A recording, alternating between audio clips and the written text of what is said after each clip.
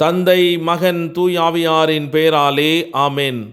ஆன்ம வழிகாட்டி ஏப்ரல் மாதம் 11ஆம் தேதி உயிர்ப்பின் சனிக்கிழமை. இடைவிடா சகாயத்தாயிடம் நம்மை ஒப்புக்கொடுத்து மன்றாடுவோம்.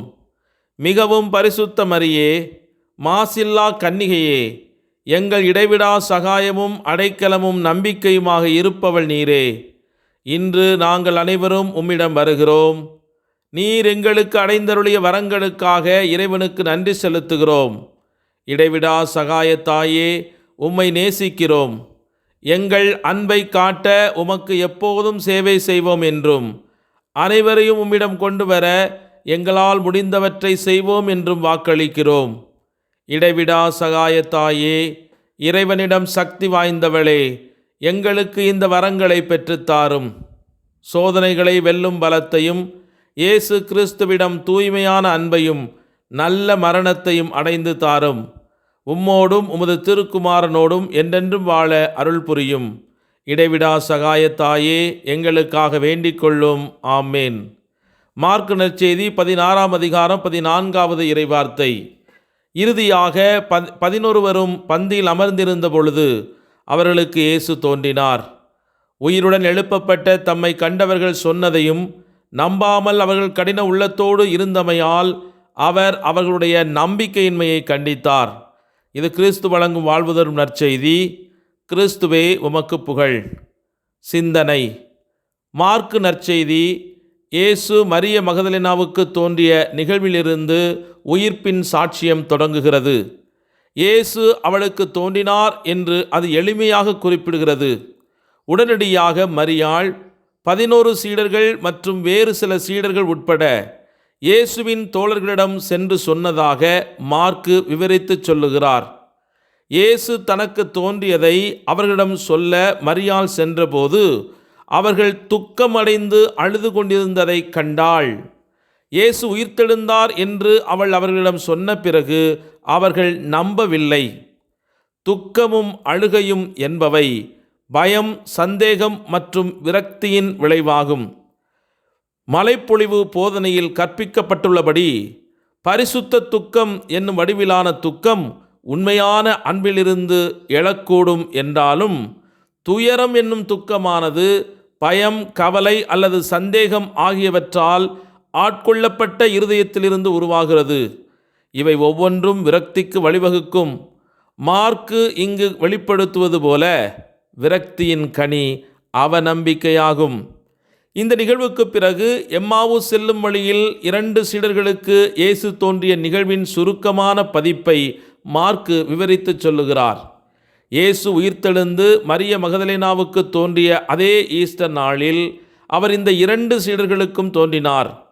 அவர்கள் ஏற்கனவே மரிய மகதலேனாவின் சாட்சி நம்பாதிருந்த 11 சீடர்கள் மற்றும் பிற சீடர்களுடன் தங்கள் அனுபவத்தை பகிர்ந்து கொள்ள விரைவாக எருசலேமுக்கு திரும்பினார்கள். மீண்டும் அவர்களும் அவர்களை நம்பவில்லை. இறுதியாக அதே நாளில் பின்னர் மார்க் இவ்வாறு கூறுகிறார்: 11 பந்தியில் அமர்ந்திருந்த போது அவர் அவர்களுக்கு தோன்றி அவர்களுடைய அவிவிசுவாசத்திற்காகவும் இருதய கடினத்திற்காகவும் அவர்களை கடிந்து கொண்டார். ஏனெனில் அவர் உயிர்த்தெழுப்பப்பட்ட பின்பு அவரை கண்டவர்களை அவர்கள் விசுவசிக்கவில்லை. புனித நற்செய்தியாளரான மார்க்கு மீதமிருந்த 11 அப்போஸ்தலர்களும் மற்ற சீடர்களுடன் சேர்ந்து உயிர்த்தெழுதலை உடனடியாக விசுவசிக்கவில்லை என்பதை நாம் அறிய விரும்புகிறோம். இயேசு அவர்களுக்கு முன்பாக தோன்றி அவருடைய வார்த்தையின் மீது உண்மையான விசுவாசம் வைப்பதை தடுத்த அவருடைய இருதய கடினத்தை வெளிப்படுத்தும் வரை அவர்கள் விசுவசிக்கவில்லை. இந்த அவிவிசுவாசத்திற்காக இயேசு அவர்களை கடிந்து கொண்டார். விசுவாசத்திற்கு மூடப்பட்ட இருதயம் அவர் வழங்கும் நம்பிக்கை ஏற்றுக்கொள்ள முடியாது என்பதை காட்டினார். இயேசுவின் நெருங்கிய தோழர்களே உயிர்த்தெழுதலின் மீதும் அத்தகைய விசுவாசம் கொண்டு வரும் நம்பிக்கையின் மீதும் விசுவாசம் கொள்வதில் போராட்டத்தை தங்களுடைய உள்ளத்தில் அனுபவித்தார்கள் என்றால், நாம் எல்லோரும் உயிர்த்தெழுதலின் மீது நமக்கு இருக்கும் விசுவாசத்தின் ஆழத்தை பற்றியோ அல்லது அதன் இல்லாமை பற்றியோ ஜெபத்துடன் இன்று சிந்தித்து பார்ப்போம்.